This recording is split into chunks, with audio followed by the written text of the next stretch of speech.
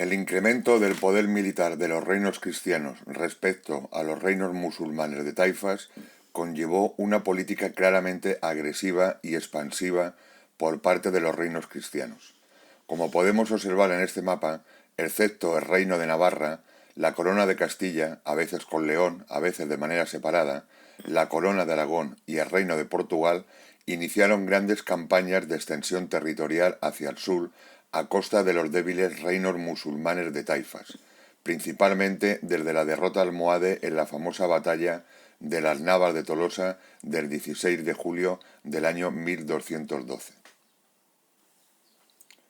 Para impedir futuros conflictos entre estos reinos cristianos, se firmó el 20 de marzo de 1179 el Tratado de Cazorla o Cazola, entre Alfonso II de Aragón y Alfonso VIII de Castilla, por el que la conquista de la taifa de Valencia correspondía a la corona de Aragón, hasta el límite situado en Biar, y el resto era para Castilla. Esta frontera se mantuvo todavía en el Tratado de Arbizra de 1244 entre Jaume I y su yerno Alfonso X el Sabio, rey de Castilla, aunque finalmente no se cumplió. La derrota y muerte de Pedro II de Aragón, padre de Jaume I, en la batalla de Muret en 1213, detuvo la expansión de la corona de Aragón en el sur de la actual Francia, como se puede observar en este mapa.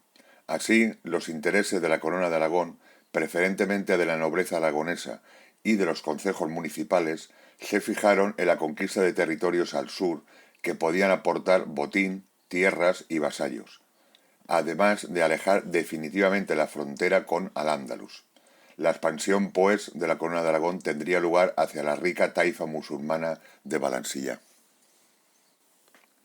La conquista de la taifa de Valencià se efectuó en 3 campañas militares dirigidas personalmente por Jaume I entre el año 1233 y el 1258. Además, entre ellas, se tuvieron que enfrentar los cristianos a revueltas de resistencia de los mudéjares. Mudéjares eran los musulmanes que vivían en territorio cristiano, principalmente las revueltas dirigidas por Al-Azraq. Como vemos en estos mapas, junto a las batallas, también se efectuaban negociaciones de rendición que evitaban largos asedios y combates. Así, por ejemplo, el alcaide de la fortaleza de Sátiva, Ibn Isa, entregó en mayo de 1244 las llaves del Castell Menor y le prometió a Jaume I que haría lo mismo en 1246 con la del Castell Major. De esta manera, un 9 de octubre del año 1238, el rey Jaume I entraba en Valencia, día de San Dionís. La conquista se basaba en el dominio de las líneas defensivas de castillos y fortalezas musulmanas. De esta manera, la rendición del castillo de Biar en 1245 provocó que los castillos y fortalezas de la Vall d'Albaida y comarcas cercanas, como el Alcoyà Comtat y la Marina, se rindieran a Jaume I, como por ejemplo, y podemos observarlo en este mapa de fortalezas andalusíes, la línea defensiva formada por el Castell de Carbonera, de Rugat o la Peña Cadella en el Bericadell. El propio Jaume I así lo relataría en el Llibre del Fetch. E quan, en referencia a los musulmanes, viren que nos habíem Sátiva e Biar, es decir, que se habían rendido, rendés a nos tot l'altre regne que era de Súquer tro en terra de Múrcia, a conveniencia que nos lo habían feita que retinguéssim al regne. E així haguem ou tot. De esta manera, a la rendición del castillo de Vial provocaría toda la rendición de los castillos de la Vall d'Albaida con la promesa de Jaume I que la población musulmana se quedaría en sus casas, alquerías y rafales. A pesar de la conquista, la población mudéjar era mayoritaria. Jaume I debía asegurar el territorio facilitando el asentamiento de colonos cristianos provenientes de su reino o de cualquier otro reino cristiano.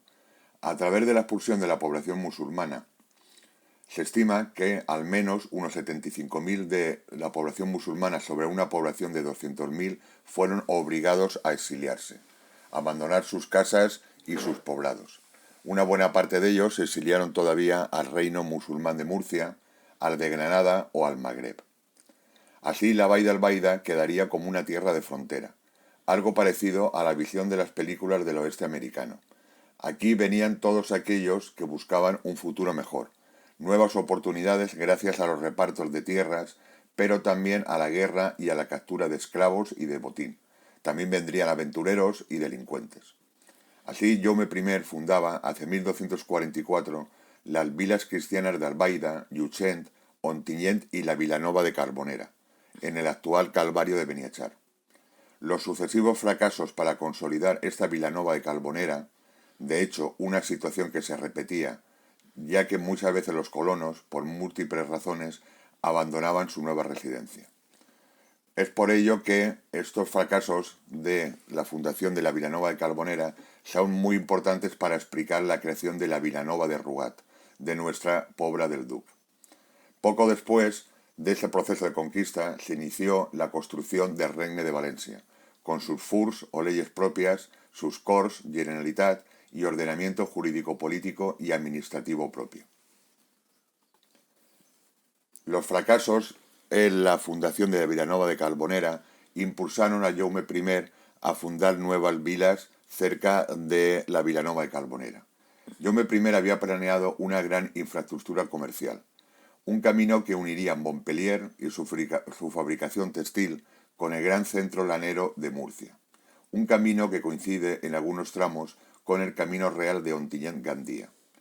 Para propiciar asentamientos cristianos en este nuevo camino, Jaume I creó dos nuevas vilas cristianas, Montaverner hacia 1271 y la Vilanova de Rugat.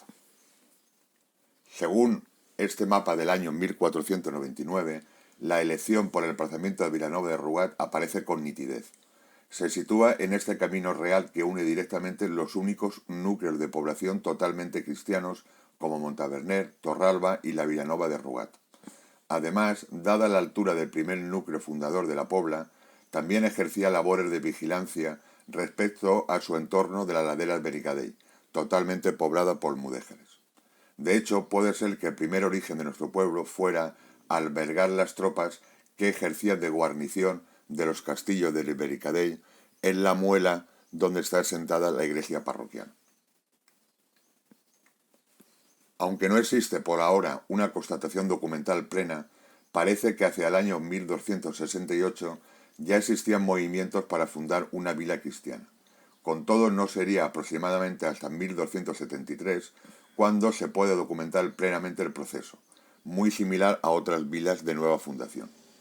Jaume I había delegado en Joan de Montsó, una especie de alcaide de la línea defensiva del Benicadell, entre ellas el castillo de Rugat y su término, la dirección militar de estas fortalezas, pero también un cargo de representación del poder real. Joan de Montsó propició este proceso. Realizó una crida en todos los territorios de la Corona de Aragón para favorecer la llegada de colonos. Se repartieron lotes de tierra para los nuevos colonos, como podemos ver en esta recreación que seguramente constituye la primera fundación.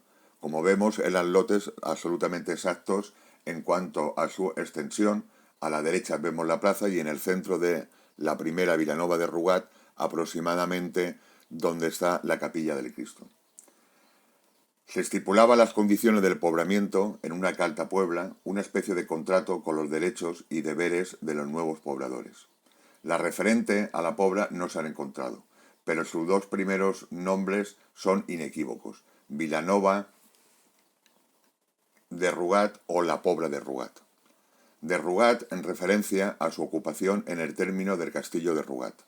Vilanova o Pobla en referencia a que constituía una vila con casas y tierras francas, esto es, libres de derechos señoriales, libres de lo que ahora llamaríamos impuestos, que en este momento eran pagaderos a la corona.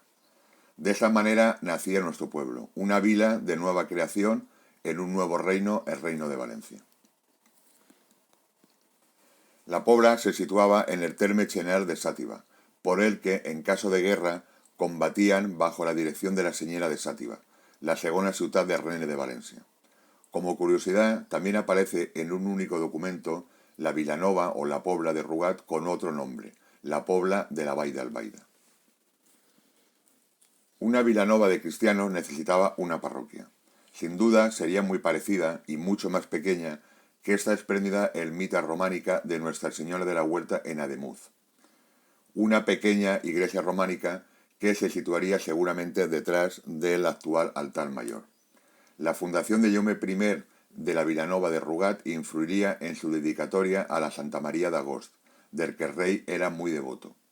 De hecho, ya la primera noticia sobre una parroquia viene dada ya en el año 1279.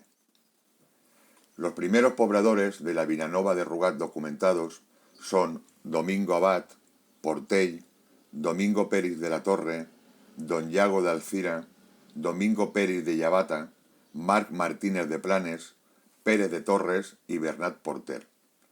De la nula significación de la mujer en aquella época es un reflejo que el único nombre femenino que aparece solamente como Aranet o extraña viuda de Bononat. Como en el resto del reino, los primeros pobladores eran una amalgama preferentemente de aragoneses y catalanes. Se puede encontrar que algunos de estos primeros pobladores eran o habían pertenecido a los temidos almogárabes, guerreros que para atemorizar a los enemigos golpeaban sus armas con piedras de fuego para soltar chispas y entraban al combate bajo los gritos de guerra de Desperta Ferro, Matem, Matem, San Jorge o Aragón, Aragón. Al mismo tiempo, la procedencia geográfica puede atribuirse a las comarcas catalanas del Pallars. La segunda revuelta de Alarraq o el de los ojos azules, hijo de madre cristiana y formado en las cortes de los reyes de Castilla y Aragón, determinó la primera despoblación de los colonos cristianos de la Vilanova de Rugat hacia el año 1276, algunos de ellos, al parecer, emigrados a la Ènova dels Cristians. De esta manera, la Vilanova de Rugat permanecería algunos años totalmente despoblada. Esta revuelta forma parte del imaginario colectivo alrededor de uno de los principales momentos del ciclo festivo valenciano, como son los moros y cristianos, puesto que en Alcoi se celebran el 23 de abril en honor a la tradición que señala que Sant Jordi intervino para alejar a Larrac y a sus tropas de Alcoi. Con todo, la ciencia histórica señala que el combate tuvo lugar efectivamente el 5 de mayo de 1276.